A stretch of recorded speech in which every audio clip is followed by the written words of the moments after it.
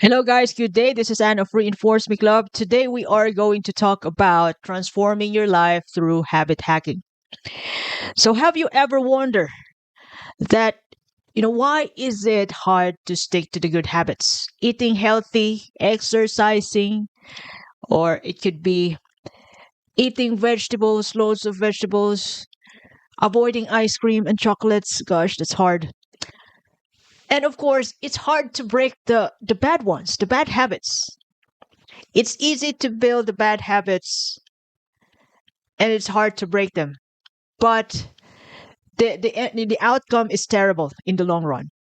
While it's hard to build a good habit, it's hard to maintain them, but they're gonna give us a lifelong benefits in a good way. Or have you ever tried, breaking the bad habits, breaking some routines which doesn't benefit you at all? And you feel like you're sleeping back into that old routines. Yeah, that's kind of hard. I feel you. You're not alone. Many of us struggles with forming new habits or changing the existing ones. And today's topic, we are going to understand what habits are and why they are powerful, how to identify current habits, and understand why they ever exist. So, understanding habits. Habits are the building blocks of our daily lives. It influences our thoughts, actions, and in the most part, the outcomes of our everyday activities. Habits at their core, they are automatic behaviors triggered by cues, which are internal and external. It could be within our environment, which prompt us to do something about it. And when it feels good, we do it over and over again.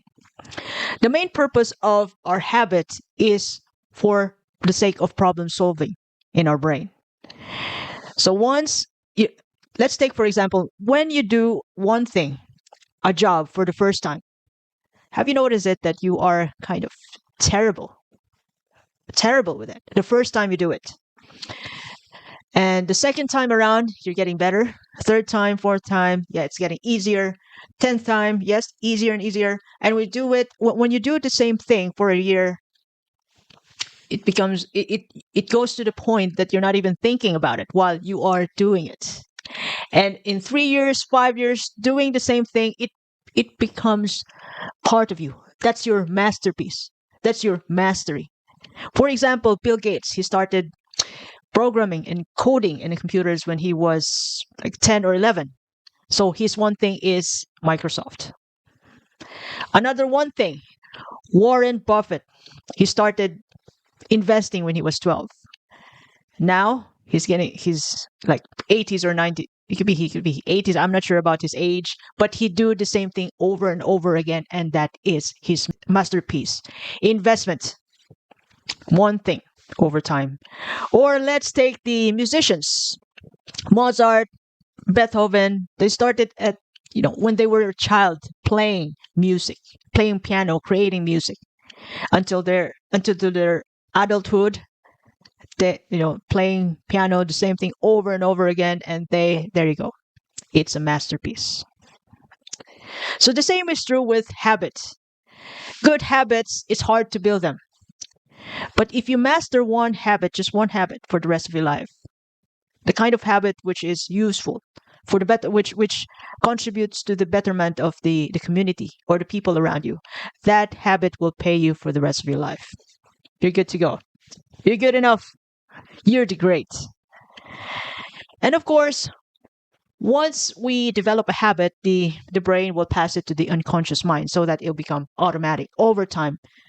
And you're doing the same thing over and over again without even thinking about it. But when something new pops in, okay, we have to solve this again. So that the next time around, once this problem comes up, and we have already a solution stored in here in our brain. So you become better and better doing the same thing.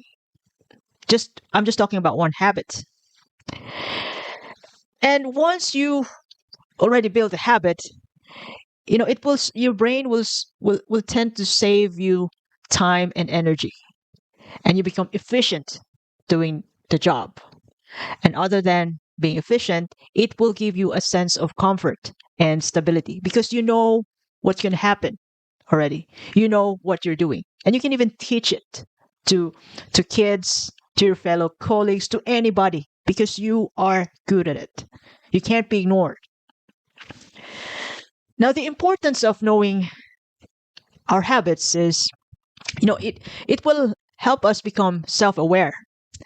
It will give us insight into what are your behaviors and motivations, and this will give us a hint if if this is useful for us in the long run, or is this habit that you have will not give you a good future for your family, for yourself, for the people around you. Will it going to cut you off in the long run, like smoking and being alcoholic? Will it destroy you in the long run? So knowing your habits means you become self-aware about what's going on in your life. And knowing your habits will help you modify your behaviors. It can help you pinpoint areas for improvement and implement targeted strategies for change. Another useful thing about understanding your habit is it empowers us to take control of our actions and create the life that we desire, rather than feeling of being controlled by our habits. So to really attack that statement, being controlled by our habits, knowing our habits and understanding them empowers us to take control of ourselves, of our action, and being accountable to them. And that will help us change. And of course, knowing yourself, knowing your habit is a lifelong learning.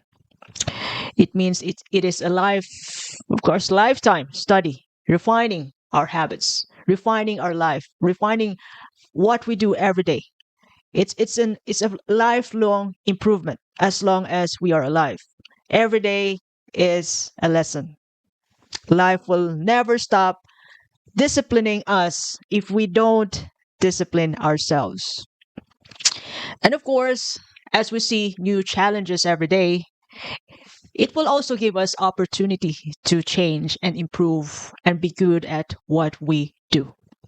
And in the most part, when you are good in what you do, you're contributing to your company, to your community. You are also contributing a great deal to yourself, to your personal growth and development. Imagine your brain is like a computer, and habits are the automatic programs that runs your computer. So we are going to touch the concept of habit hacking, the key aspects of habit hacking.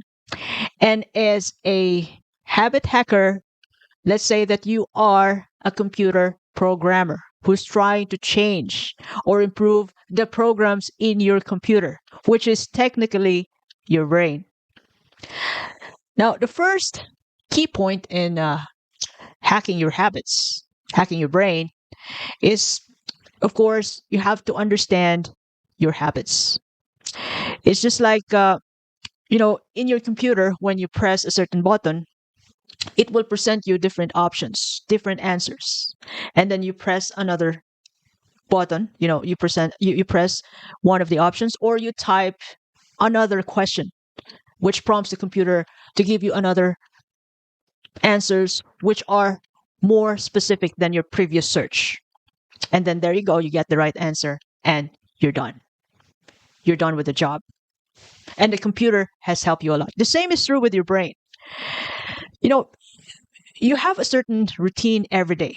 Like when you wake up in the morning, some people immediately get up without even thinking about it. While some people, they press the snooze button every morning. Cancel the things to do. However, some people, they just get up, eat breakfast, and get the work done immediately as soon as they can. So those are routines. And some people, when they wake up in the morning, they get up and meditate. So that's another routine. It's already, automatic. And habit hacking means figuring out how this routine work, understanding why you do the things you do. The next thing, the next key point to habit hacking is decoding the patterns. As a habit hacker, you pay attention to the patterns that triggers this routine. For example, every time you come home from school or from work, you automatically open the fridge and get some snacks. It could be ice cream, chocolates, or crisps, anything. So that happens every day. From school or from work, you open the fridge and grab some snacks. And that's already a pattern for you. And you've noticed, oh my gosh, I'm starting to gain weight. What am I eating after work? When I got home from work, when I got home from school, what am I eating? Chocolates, crisps. I'm cooking some from French fries or chips, and then match them up with a fish fillet. I don't know. It's already late. I eat late too. So you're trying to figure out, okay, so this is what I do. This is the pattern I have from work. By the time I get home, I open the fridge and then look for snacks, sweets, which fills me in, satisfies my tummy, and it feels good. So that's the pattern. Now, you've realized that, gosh, I've already gained a couple of weight, like 2 kilos in 2 weeks. This I feel uneasy, uncomfortable. I feel heavy already. And you have decided to change the pattern, to rewrite the code. So once you understand the pattern, which is coming home from work, then opening up the fridge, getting some snacks, once you already got that, you already spot the pattern, you can rewrite the pattern. You can rewrite the code just like a computer programmer. Instead of grabbing, you can decide now what you want to grab from the fridge or what you want to do by the time you get home, because you already find out, yes, that happens. This is the cue. This is the triggering part, that every time I get home, I just look for a snack without even thinking about it. So you have decided to change that, and then you want to be healthy, you want to lose weight. So that's one of the contributing factor why you gain weight. Just for example. So you've decided to grab water, good, like 500 ml or 1 liter of water, instead of grabbing snack from work or from school. So let's change that. Now I get home, I open the fridge, and I'm gonna grab the water instead of ice cream and chocolate. So I'll be doing this for 2 months, or let's just say 40 days, and we'll see what happens. And then drinking some water. After drinking let's just say 500 mils of water for hydration, I might gonna match this up with a tiny bit of chocolate to reward myself. Every time I consume the entire bottle of water, it could be 500 mils or 1 liter. And then I match this up with a teeny tiny chocolate to reward myself. So I'll start today when I get home. So that is one way of rewriting the code, the programs in your brain, rewiring, or it could be rewiring your brain, rewriting the codes in your brain, hacking your habits. Now, the next, by the time you get home, you try to test and tweak, your decision. Or as a programmer, you try to test and tweak how the program goes. Now, when you get home, you grab, you open the fridge, get some 500 mils of water. Okay, 500 for now. This is the start of my decision. This is the start of the program. And then I'll just watch TV instead. After I open the fridge. And then once I consume the entire bottle of water, I grab a tiny bit of chocolate. Anyway, this is just good for 40 days. This is just giving myself a try, an effort, because I love myself. So I grab some tiny bit of chocolate and then reward myself. And if that feels good and it's easy, it's satisfying for you, you can do it the next day. And the third day, fourth day, 50, up to the 40 days. And if you're okay with that, you can even take that as your new lifestyle. Now, how to stick on that habit? You just you can you just do it all the time. Once the routine works for you, it will just become a second nature. But the thing is, you have to do it every day, all the time, as much as possible. It's like learning a new dance move by practicing over and over again.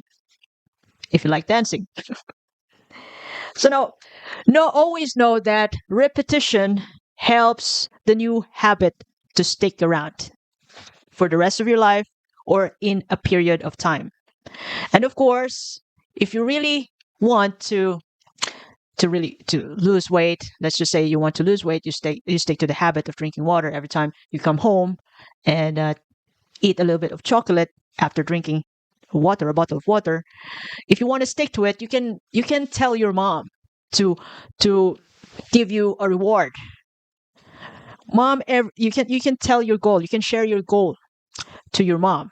It's like gaining support and encouragement from, of course, the supportive people, those people who wants the best for you, those people who wants to see you succeed, those people who wants you to improve. So, okay, your mom, you decided to tell your mom, Mom, I want to lose weight, and I've noticed, you can tell her like this, Mom, I have noticed that every time I come home, I just grab some snack, all types of snack in the fridge, and then eat them while watching TV. But tomorrow or today, I have decided to grab a bottle of water instead of those sweets, and then every time I consume the entire bottle of water, I'm gonna grab a teeny tiny chocolate to reward myself, and that is good for 40 days. And mom, please, every time I do that for 40 days, every day, can you cook me your delicious uh, vegetable, baked broccoli, every Wednesday when I complete, when I complete the task.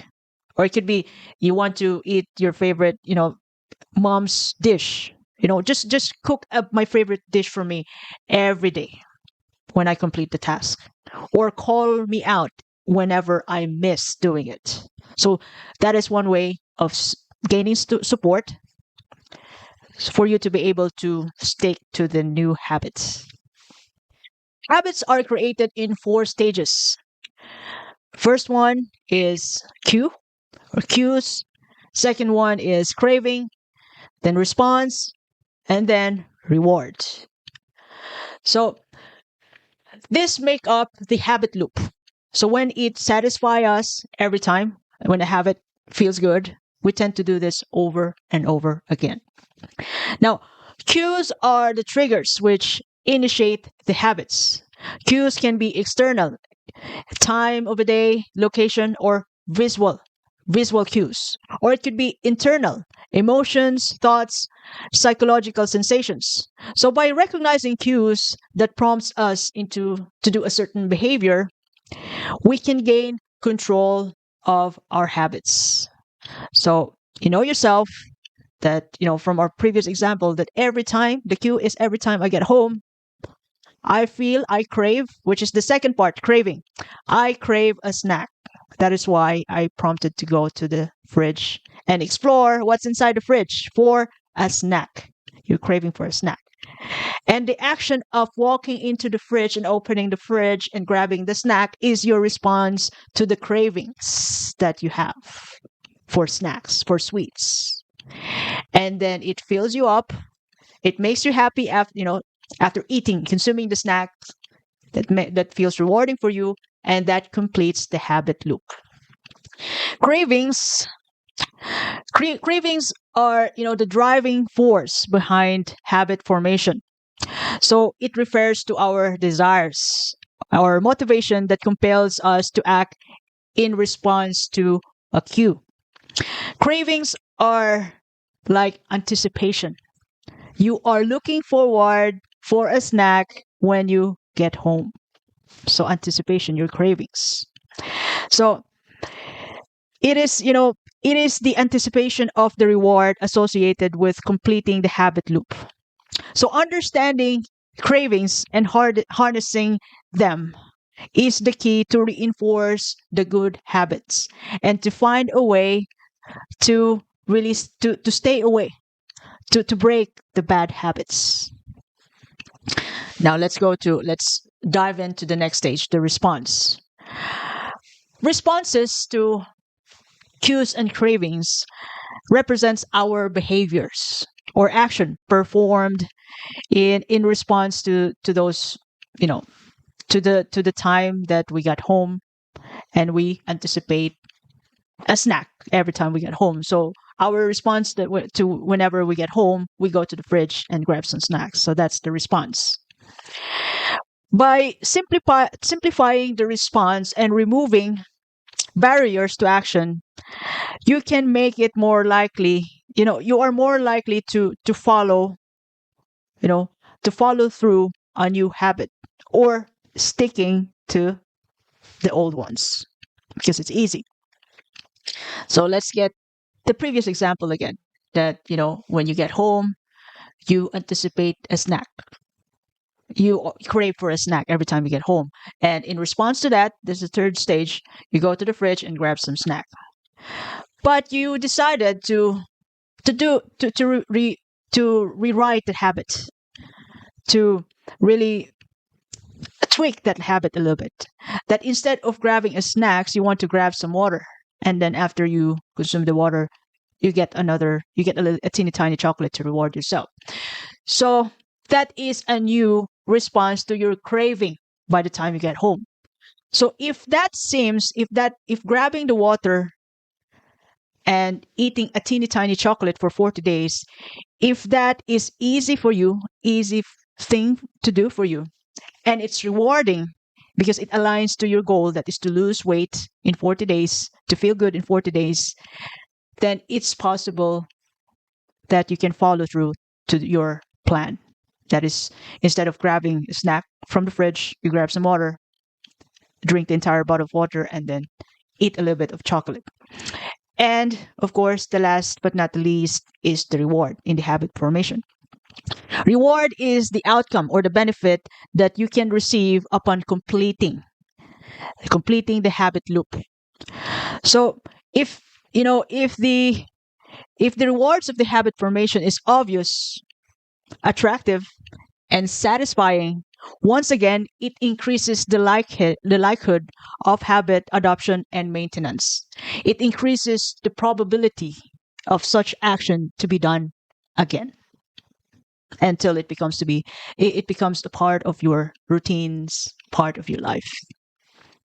So if you really want to stick to grabbing a bottle of water and eating a teeny tiny chocolate instead of grabbing a whole bunch of snacks from the fridge every time you come home, if that really suits you, if you're happy with that, if you want to stick to that, and it's easy for you to do that, you can decide to do it every day, over and over again, completing the cues that every time you come home, you grab water, a bottle of water, and every time you drink a bottle of water, you can eat a little bit of chocolate. That's the response. And satiety. You feel full, you feel happy about what you do to yourself, which is rewarding for you. The likelihood of, getting it done for the next day, weeks, months, even after 40 days, it is completely possible. Now we have different types of habits based on their nature and impact in our lives. The first one is personal habits. It could be your lifestyle's choice, your behaviors such as working out, eating healthy, practicing mindfulness, or the other way around, smoking, drinking, partying. It's up to you. We also have professional habits which pertains to our work or career. our productivity routines, time management strategies, or our communication habits. Or the other way around. You're always late, you're not productive, you multitask at work. So that impacts your daily living, your life every day. We also have social habits, which involves how we behave in social setting, like the way we listen to people, whether we maintain our eye contact to people whenever we talk to them, or being punctual every time we have a meeting, or every time we go to work. Are we open minded to other people? Are we accommodating, or are we introvert? We don't want to be around with people. So that's your social habits. We also have emotional habits, which is linked to our emotional well-being and coping mechanisms, which includes practicing gratitude. Every time you wake up, you feel you want to spare 2 minutes praying and giving thanks to the universe, to God, for your new life, new day, uh, good health, and everything that you have.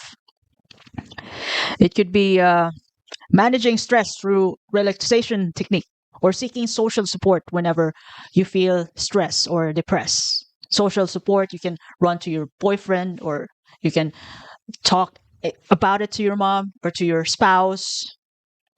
That's your emotional habits.